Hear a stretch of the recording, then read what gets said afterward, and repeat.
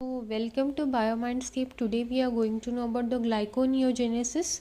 Let's know what is it. So this process will help you to understand the enzyme, the energy which is used by our body. So the glyconeogenesis is a process of making new glucose from non-carbohydrate source like lactate, amino acid and glycerol. So it is just a reverse step of the glycolysis, same as that of glycolysis, where the glucose is getting converted into pyruvate, but in glyconeogenesis the pyruvate will get converted into glucose. It is just the irreversible step and it is just the reverse of the glycolysis pathway. So it mainly occurs in the liver and it is partially in the kidney. So during the fasting, starvation or exercise, intense exercise is done, at that time this occurs. So to maintain a normal blood glucose for the brain and red blood cells. So what is the difference of glycolysis and gluconeogenesis? So glycolysis is breaking the glucose into pyruvate where energy is produced, whereas glyconeogenesis is building glucose by the pyruvate. So from pyruvate we are making the glucose, that is the glyconeogenesis. But glyconeogenesis is not just the reverse of glycolysis, but because 3 steps in glycolysis are irreversible, whereas the glyconeogenesis use different enzyme to bypass these steps. So let's know the step of glyconeogenesis. So pyruvate is getting converted into oxaloacetate by an enzyme pyruvate carboxylase. So where it is inside the mitochondria. So here the cofactor is biotin, which is used, and this step is activated by acetyl coenzyme A, and this step add a carbon dioxide to the pyruvate, converting into oxaloacetate.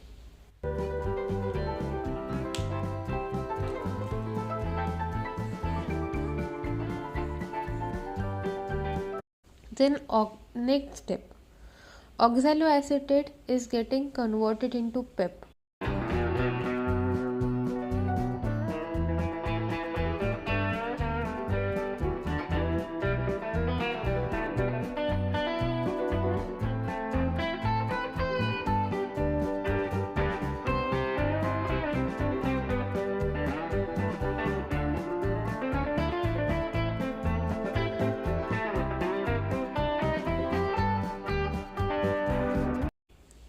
PEP is phosphoenol pyruvate. Here enzyme used for conversion is PEP carboxykinase, PEP-CK. It uses GTP. A CO2 is removed from the PEP. So together step 1 and step 2 bypasses pyruvate kinase, an irreversible step of glycolysis.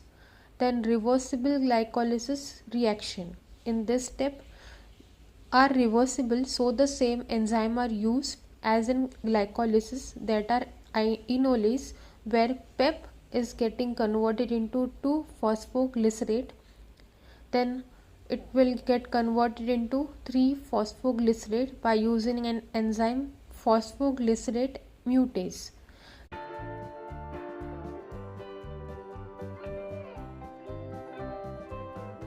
Then 3-phosphoglycerate will get converted into 1,3-bisphosphoglycerate by using an enzyme phosphoglycerate kinase. Then 1,3-bisphosphoglycerate will get converted into glyceraldehyde 3-phosphate by using G3P dehydrogenase.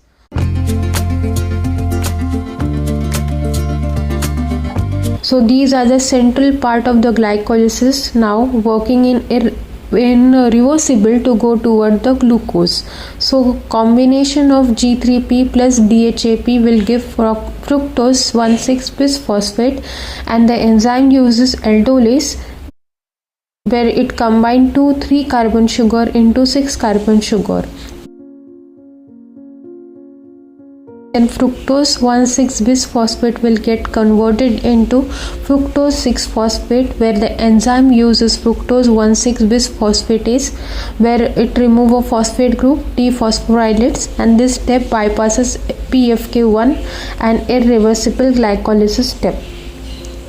The regulation of this glyconeogenesis consists of which is inhibited by AMP and fructose 2,6-bisphosphate, and it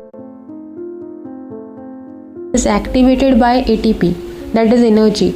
So the step 10, fructose 6-phosphate will get converted into glucose 6-phosphate by an enzyme phosphohexokinase isomerase, and this step is reversible, same as glycolysis.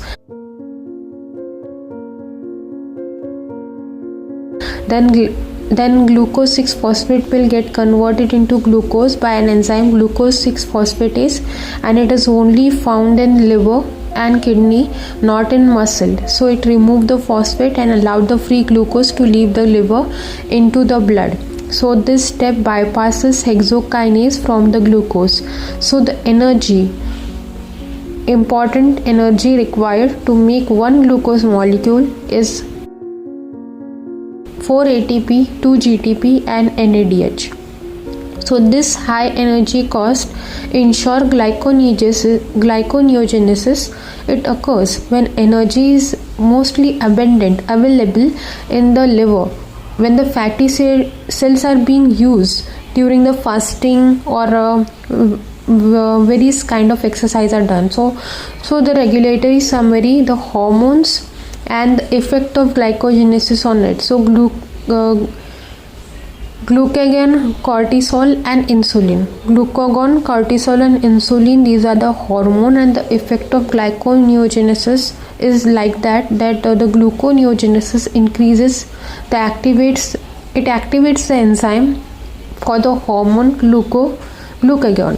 For cortisol also, the effect of glycogenesis, it increases and insulin decreases, inhibitory key of enzyme for insulin. So clinical importance: fasting keep the blood glucose stable, exercise clears the lactate from the muscle by the Cori cycle, and diabetes, excess glyconeogenesis will increase the blood pressure, high blood pressure, and in hypoglycemia, a defect in the glyconeogenesis enzyme can cause low blood sugar. Gluconeogenesis, so where we know that glycolysis is that the glucose is getting converted into pyruvate, whereas gluconeogenesis, pyruvate is getting converted into glucose. So enzyme on the side show which steps differ between both the pathway. So it is a reversible reaction where gluconeogenesis occurs when energy is abundant in liver cell. Example, during fasting or using a fat as fuel. So to synthesize one molecule of glucose, the energy used for glyconeogenesis is 4 ATP, 2 GDP and 2 NADH. So this glyconeogenesis, it is a formation of glucose from non-carbohydrate sources, primarily in the liver. So it is essential for reverse of the glycolysis, but it has different enzyme at the irreversible steps. So let's know about the steps. It is the reverse of the glycolysis. If you know and you have remembered the glycolysis pathway, then only you can go with glyconeogenesis, because it is easy to understand if you are thorough with the glycolysis pathway, because it is just the reverse of the glycolysis pathway. So for the first step is the pyruvate is getting converted into oxaloacetate by using an enzyme pyruvate carboxylase, which is located in the mitochondria, and the cofactor, that is a biotin, which binds to it, and it is activated by acetyl coenzyme A. Then the oxaloacetate, it is getting converted into phosphoenol pyruvate, that is a PEP. The enzyme uses PEP carboxylase, that is a PEP CK, and it requires GTP, and this step bypasses the irreversible pyruvate kinase step of a glycolysis. Then the next step is PEP is getting converted into 2-phosphoglycerate, and further it is getting converted into 3-phosphoglycerate, and then after that it is getting converted into 1,3-bis-phosphoglycerate, and then finally G3P, that is glyceraldehyde 3-phosphate. And in this step they are the reverse of the glycolysis and use the same enzyme as that of the glycolysis. Then glyceraldehyde 3-phosphate plus dihydroxyacetone phosphate is getting converted into fructose 1,6-bisphosphate. It is combined using aldolase. Then fructose 1,6-bisphosphate is getting converted into fructose 6-phosphate, where the enzyme fructose 1,6-bisphosphatase is used, and this step bypasses fructokinase 1 PFK1 of glycolysis, so which there is a key regulator point. Then the fructose 6-phosphate is getting converted into glucose 6-phosphate. The enzyme uses phosphohexose isomerase, same as glycolysis, and it is reversible. Then glucose 6-phosphate is getting converted into glucose. The enzyme uses glucose 6-phosphate, and this bypasses the hexokinase step of the glycolysis. It is only found in the liver and kidney, not in the muscle. So these are the different steps where the different enzymes are used to bypass the irreversible glycolysis step, where pyruvate carboxylase plus PEPCK are used. So once again, let's see the diagram. Here lactate is getting converted into pyruvate. Enzyme uses lactate dehydrogenase. Reaction is lactate is oxidized to pyruvate to produce NADH, and it occurs in the Cori cycle, that is from the muscle to liver. Then aniline is getting converted into pyruvate, where alanine aminotransferase, that is ALT or GPT. Here the cofactor is vitamin B6, that is pyridoxal phosphate. The reaction is alanine transferase and its amino group, and it becomes the pyruvate, and it is important during the muscle protein breakdown. Then glycerol is getting converting into DHAP, that is dihydroxyacetone phosphatase. The step 1 here, the glycerol is getting converted into glycerol 3-phosphate, that is glycerol kinase, and then step 2, glycerol 3-phosphate is getting converted into DHAP, where glycerol 3-phosphate dehydrogenase is the enzyme. Then here NADH plus NAD is getting converted, is used, and it is converting into NADH. DHAP can be converted to glyceraldehyde 3-phosphate, which enter the gluconeogenic pathway. So main gluconeogenesis pathway, here the pyruvate is getting converted into glucose, where pyruvate is getting converted into oxaloacetate. Here enzyme uses pyruvate carboxylase. It is located in the mitochondria. The coenzyme is biotin. It is activated by acetyl coenzyme A from the fatty acid and beta oxidation, and pyruvate getting converted into CO2 group added from the oxaloacetic acid. So this oxaloacetic acid is getting converted into PEP by an enzyme PEP carboxylase, and it is located in the cytoplasm. Here the reaction is oxaloacetate will get converted into PEP plus CO2 by using GTP and converting it into GDP. So this step is bypass pyruvate kinase and irreversible step in glycolysis. So oxaloacetic it cannot cross the mitochondrial membrane. So it is first converted into malate or aspartate, shuttled to the cytosol, and then reconverted to oxaloacetic acid. Then PEP is getting converted into fructose 1,6-bisphosphate. It includes 3 reversible steps of the enzyme share with the glycolysis, that is enolase, phosphoglycerol mutase, phosphoenol kinase, glyceraldehyde 3-phosphate dehydrogenase, triose phosphate. All these are reversible reaction and not regulated. Then fructose 1,6-bisphosphate is getting converted into fructose 6-phosphate.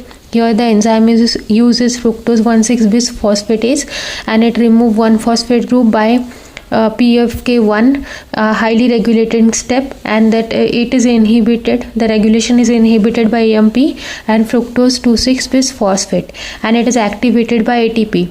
Then fructose 6-phosphate is getting converted into glucose 6-phosphate by an enzyme phosphohexose isomerase, that is reversible reaction. Then glucose 6-phosphate is getting converted into glucose by an enzyme glucose 6-phosphate. The location is liver and kidney, and it is not present in muscle. So this is the final step to release the free glucose into the blood.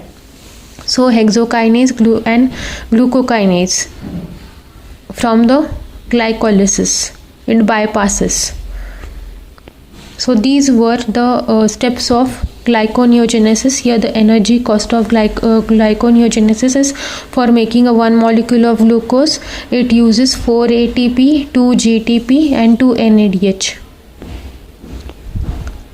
It is an energy consuming pathway. The liver uses energy from the fatty acid oxidation to support it.